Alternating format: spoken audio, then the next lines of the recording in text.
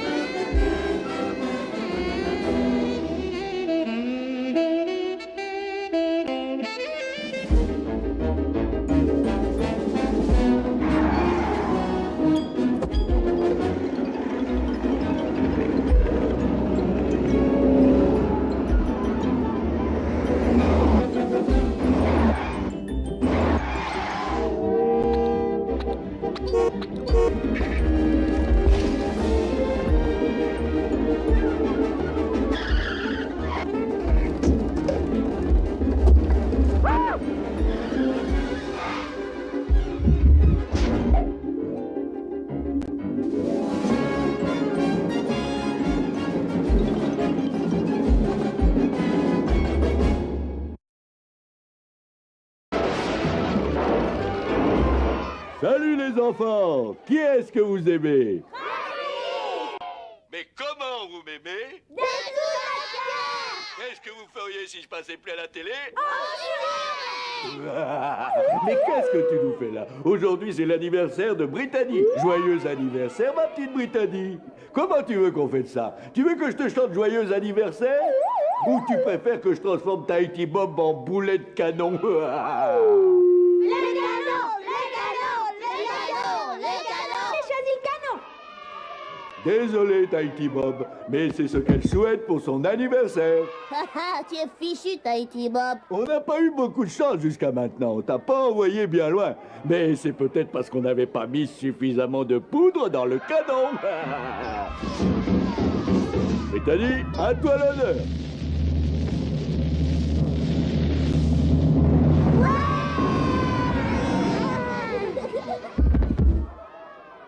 Ne me grondez pas. J'y suis pour rien. Comédie, ça rime avec Krusty. Maintenant, c'est l'heure de Itchy et Scratchy.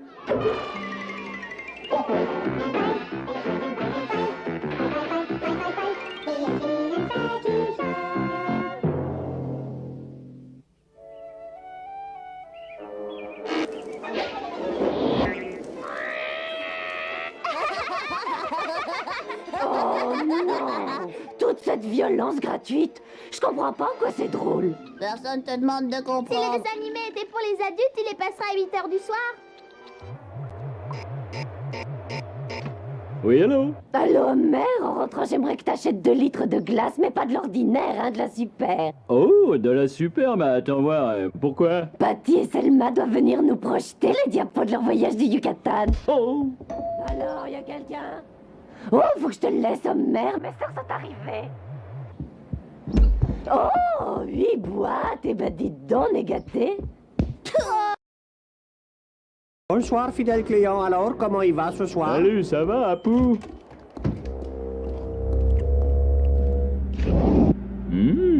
Chocolat. Ouh, double chocolat. Nouveau parfum triple chocolat. Et un petit esquimau pour tenir le coup jusqu'à la caisse. Mais qu'est-ce qui vous arrive, monsieur? C'est la première fois que je vous vois l'air aussi malheureux en achetant une telle quantité de glace. J'ai raison de pas être heureux. Ce soir, il faut que je me coltine une projection de diapo avec les sœurs de ma femme en vedette. Je les appelle les sorcières siamoises. C'est marrant. Oh, mon pied abruti en douille, espèce d'empoté! Grouille-toi, mets le pognon dans un sac en papier. Oui, oui, je connais la marche à suivre. Ne vous énervez pas. Chez nous, le client a toujours raison, surtout s'il est armé. Ça y est, vous pouvez émerger de mes chips. L'occasion de prouver que vous êtes un héros et des chalouins. Là, c'est notre groupe en excursion. Ça, c'est une spécialité mexicaine très raffinée. Les tacos. C'est délicieux. Ça, c'est Selma en train de faire sa siesta. Ouais, caramba. Il avait un gros nez. continuez. Non, Bon. plus gros. Je vois, et Et une ensuite, grosse tignasse j'écoute. rouge Bien. comme... Une grosse ouais, tignasse. ouais, comme ça. Bon, ce n'est qu'une simple esquisse assez grossière, mais est-ce que c'est notre homme? Ouais, mais... Oh, c'est le type de la télé. Mes gamins l'adorent. Crochu, Croche-Pi, Rusty le clown.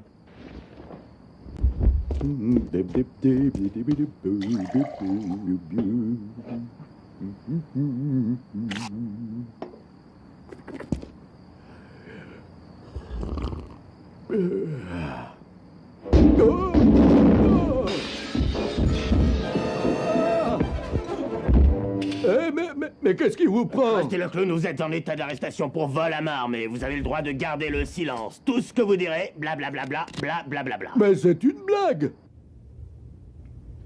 Prêt, Monsieur Simpson? Oui, monsieur. Allez les clowns, en piste. Alors, Simpson? Lequel est-ce? Bah, si le crime c'est de me faire rire, ils sont tous coupables. Non, non, lequel est notre voleur? Ah, y a pas de doute, c'est le numéro. Simpson? Simpson! 4. Ça, c'est la montagne de courrier qui nous attendait à notre tour. Et là, c'est Selma qui donne notre précieux film de vacances à développer. Ainsi se termine notre odyssée mexicaine. C'était très complet. Je suis là.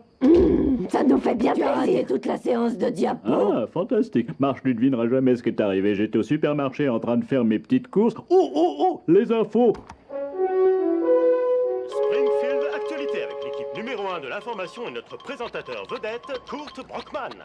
Bonsoir, je suis Scott Christian. Kurt Brockman est absent ce soir. Pourquoi le clown a-t-il quitté la piste? Pour voler un supermarché. Les détails de ce numéro de clown qui fait rire jaune juste après notre message publicitaire. Dis donc, Bart, tu sais le gars qui est sur ton cartable? Quoi, tu parles de Krusty le clown? C'est un peu un héros pour toi, non? Tu veux rire? C'est mon idole. Toute ma vie est basée sur les leçons de Krusty. Ah, vaudrait peut-être mieux que tu files te coucher. Krusty le clown dormira ce soir en prison à la suite d'un audacieux hold-up dans un supermarché. Oh, Krusty! Oh non! Dans la soirée, la brigade d'intervention musclée de Springfield appréhendait le clown, qui est sur une chaîne concurrente le rival de notre propre clown, le célèbre hobo le clodo. Mais voici maintenant, comme si vous y étiez, les images du crime filmées par la caméra de sécurité du supermarché. J'ai des raisons de pas être heureux. Ce soir, il faut que je me coltine une projection de diapo avec les sœurs de ma femme en vedette. Je les appelle les sorcières siamoises. Oh, merde. La vérité éclate enfin au grand jour. Grouille-toi, mets le pognon dans un sac en papier. Oh, Krusty, comment t'as pu faire ça? Je sais, chérie, c'est vraiment affreux. Mais qui sait, peut-être qu'on finira par apprendre qu'il était innocent. La terre appelle marche, la terre appelle marche. J'ai tout vu. Le clown a piqué le FRIK.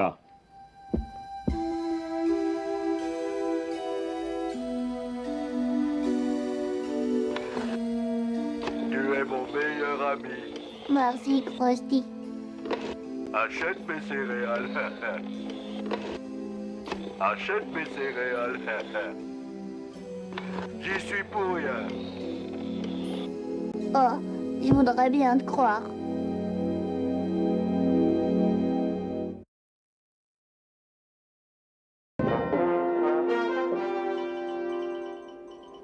Bonsoir Springfield. Krusty, le célèbre clown vénéré par des milliers de tout-petits, n'est plus aujourd'hui qu'un vulgaire prévenu en attente d'un jugement. Son procès qui s'ouvre demain se trouve au centre d'un extraordinaire cirque médiatique dans lequel des enfants de 7 à 77 ans se suspendent à chaque nouvelle information comme des trapézistes à leur trapèze.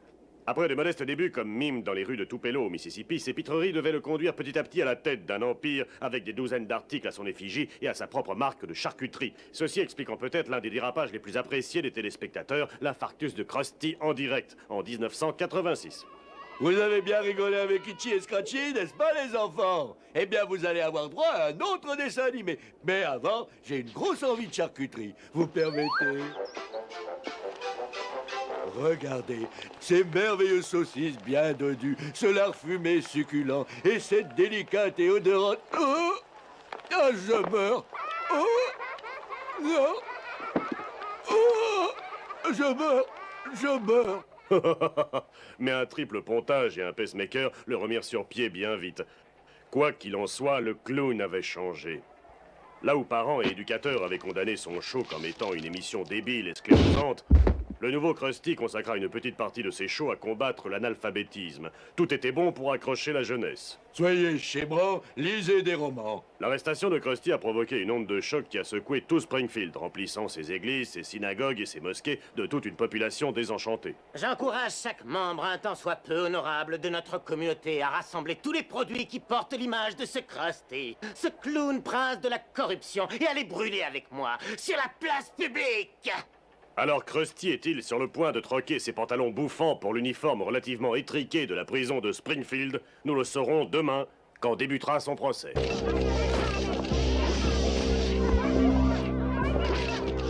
Quelle arme avez-vous utilisée? Aviez-vous un complice? Allez-vous plaider la folie? Regarde, ses vêtements sont ternes. Son visage est couleur chair et il a l'air triste. Et ses pieds, ils sont tout petits. C'est pas vrai, hein, Krusty? Mon client n'a aucune déclaration à faire. J'y suis pour rien.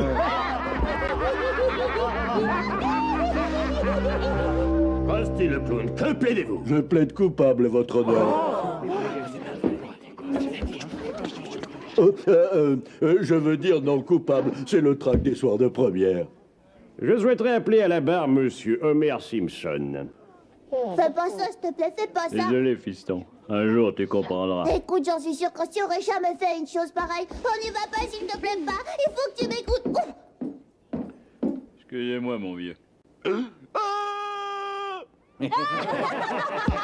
Monsieur Simpson, est-ce bien vous qui avez lâchement plongé dans ce présentoir d'amuse-gueule affreusement salé? Oui, monsieur. Aujourd'hui, reconnaissez-vous l'homme au pistolet dans cet auditoire? Je le reconnais. Bien, voudriez-vous le désigner à la cour? D'accord.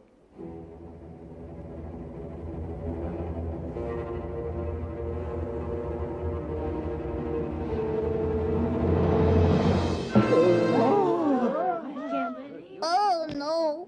Greffier, veuillez noter que le témoin a finalement désigné Krusty le clown. Ces jouets sont tout simplement adorables. Qui aurait pu deviner qu'ils sortaient de l'imagination d'un génie du crime? Mais pas, tu vas pas te laisser aller au comportement de masse. Mais non, je suis le mouvement, c'est tout. Fais-en autant, fiston. Suis l'équipe gagnante. Et qui n'a pas son petit Krusty? Alors achetez-moi et brûlez-moi. Mes chers amis, je suis si heureux de vous voir tous réunis ce soir. Mais permettez-moi une petite mise en garde. Nous allons enfin détruire ce monceau d'objets diaboliques. Et parce qu'il s'agit de jouets d'enfants, le feu risque de prendre rapidement. Alors je vous en prie, restez en arrière et tâchez de ne pas avaler les fumées toxiques.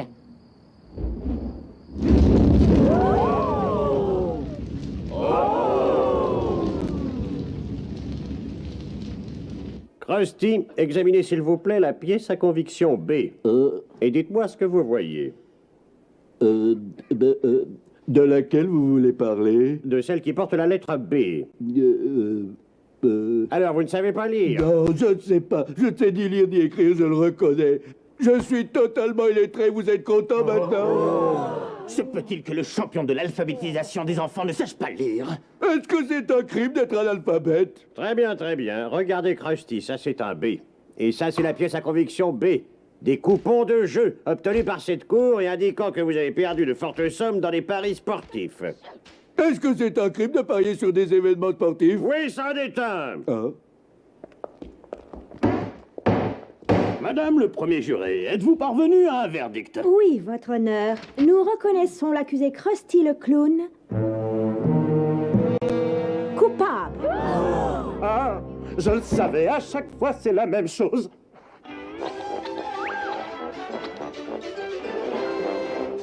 Mes jeunes amis, pendant des années, j'ai gardé le silence, m'effaçant devant le son grossier de cet instrument à vent primitif. Mais aujourd'hui, le destin m'a poussé au centre de la piste. Dans les semaines à venir, vous remarquerez de profonds changements dans notre programme. Que cela ne vous effraie pas, surtout. Itchy et Scratchy auront bien sûr toujours leur place ici, mais nous étudierons aussi la nutrition, le respect de soi, les convenances et tous les arts du savoir-vivre. Que Qu'est-ce que tu fous devant cette télé, Lisa? Je regarde Tahiti Bob. Tu sais, il est beaucoup moins démagogue que ne l'était Krusty. Espèce de traite pourrie, vendue. Secoue-toi un peu, Bart. Affronte la réalité. Toutes les heures qu'on a passées à regarder Krusty, on les a passées à regarder un escroc. Arrête, Lisa, je sais que Krusty est innocent. Ne me demande pas pourquoi, mais j'en suis sûre, je le sens. Oh, Bart. Je te jure, Lisa. Je crois que je peux prouver son innocence, mais j'ai besoin de ton aide. Toi? Pourquoi? Oh, ça va, Lisa, tu sais bien. Non, pourquoi? Je te pardonnerai jamais de m'avoir obligée à le dire, mais... T'es plus intelligente que moi. Alors c'est ok? Ok, mon pote. Oh, oh.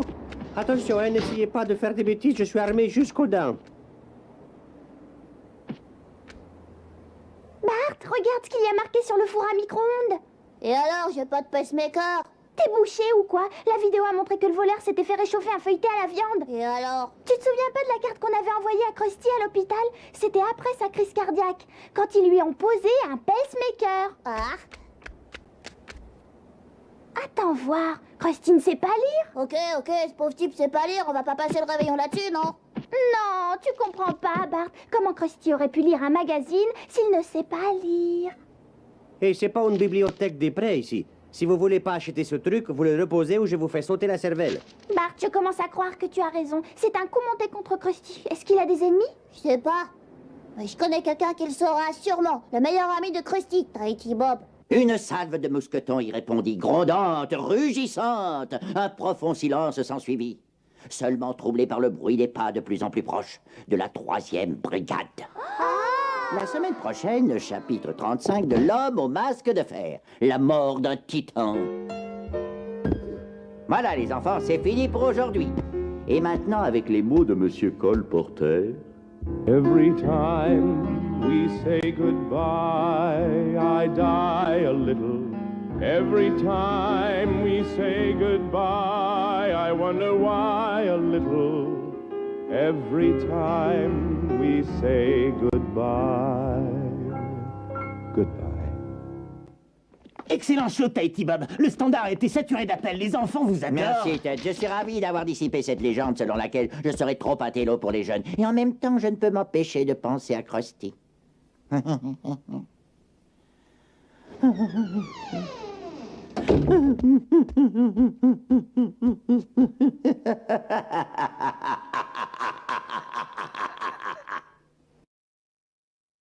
Nous voyons votre tête en porte-clés. Sur des stylos plumes. Des presse-papiers. Tout cela est très séduisant. Mais pourquoi ne pas exploiter plutôt le marché haut de gamme?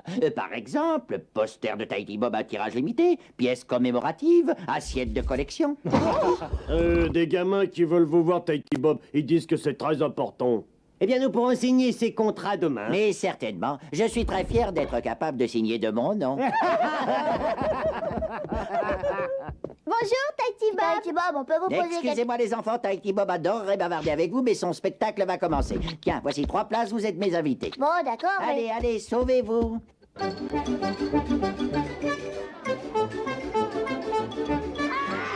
Bonjour les enfants. Qui aimez-vous? Tahiti Bob! Fais comme tout le monde, Bart. Amuse-toi. Mais comment vous m'aimez? De tout notre cœur. Des milliards et des milliards de fois moins que Krusty. Aujourd'hui, le spectacle promet d'être un merveilleux hommage à l'esprit humain. Et avant, j'ai le regret de vous dire que je vois un garçon préoccupé. Comment t'appelles-tu, jeune homme? Bart Simpson, monsieur. Mais peut-être pourrons-nous résoudre ton problème dans une nouvelle séquence qui explore les troubles du préadolescent et que j'ai intitulée Les choix. Oh, je crois pas, monsieur. Bart, je te tends la main. Alors, qu'est-ce qui te chagrine, Bart? Je parie que les autres enfants ne t'acceptent pas. Ouais, c'est vrai, Tahiti Bob, mais c'est pas ça qui m'embête. Vous savez, mes sœurs et moi, on a fait notre petite enquête. Et on pense que Krusty a été victime d'un coup monté. D'un coup monté? Ouais, dans la cassette vidéo, on a vu le voleur se servir du four à micro-ondes du supermarché. Mais Krusty pouvait pas s'approcher de ce truc, pas avec un pacemaker. Moi, tu sais, Bart, je connais bien Krusty, je l'adore. Crois-moi, ce n'est pas le genre à prendre les conseils des docteurs au sérieux. Ouais, possible. Mais il y a autre chose. Krusty est analphabète. Le gars qui a fait le hold-up lisait la revue littéraire de Springfield. Ah, voyons, Bart. Il n'est pas nécessaire de savoir lire pour savourer la revue littéraire de Springfield. Il suffit de regarder les désopilantes caricatures de Gore Vidal et Susan Sontag. Ah, ouais. C'est vrai que c'est assez rigolo. Bart, les enfants, il est évident que cette sordide affaire nous a causé à tous un grand choc. Mais nous devons continuer notre chemin. Tâchons de nous souvenir de Krusty non comme d'un criminel endurci, mais comme d'un adorable farceur qui tournait joyeusement au volant de sa petite voiture. Et qui vous faisait entrer dans le canon. Mais qui me faisait entrer dans le canon, oui. Nous n'oublierons jamais ça, n'est-ce pas? Bart, ouvre-moi ton cœur. J'admets qu'enfiler les immenses chaussures de Krusty, c'est pas facile. Enfilez les immenses chaussures. Enfilez les immenses chaussures. Enfilez les immenses chaussures. Enfilez les immenses chaussures. Enfilez les immenses chaussures. Enfilez les immenses chaussures. Enfilez les immenses chaussures. À l'époque, en Grèce, il y avait une école de pensée qu'on appelait le stoïcisme. Hé, une seconde, c'est vous, hein? Mais de quoi tu parles? Attention, écoutez-moi tous. Krusty est innocent. C'est Tahiti Bob qui l'a fait accuser à sa place. J'en ai la preuve. Oh mon pied, abruti andouille, espèce d'empoté! Vous avez vu, Krusty avait des grandes chaussures, mais des tout petits pieds, comme tous les gens qui ont bon cœur. Non! Tahiti Bob remplit vraiment ses grandes chaussures avec ses affreux grands pieds. Il a raison, le gamin. Comment on n'a pas vu ça? Prenez votre bazar, les gars, et foncez tout de suite au studio. Oui, je le reconnais. Je le détestais. Pendant des années, ces sempiternelles farces m'ont enlevé toute dignité. J'ai joué les bouffons pendant qu'ils claquaient des fortunes à satisfaire ces appétits grossiers. C'est pour ça que je l'ai fait accuser. Mais je m'en serais très bien sorti sans ces morveux qui se mêlent de tout. Emmenez-le, les gars. Attention, les enfants, et vous aussi, les adultes. C'est pire que ce que vous croyez. Ils s'étaient ligués contre moi.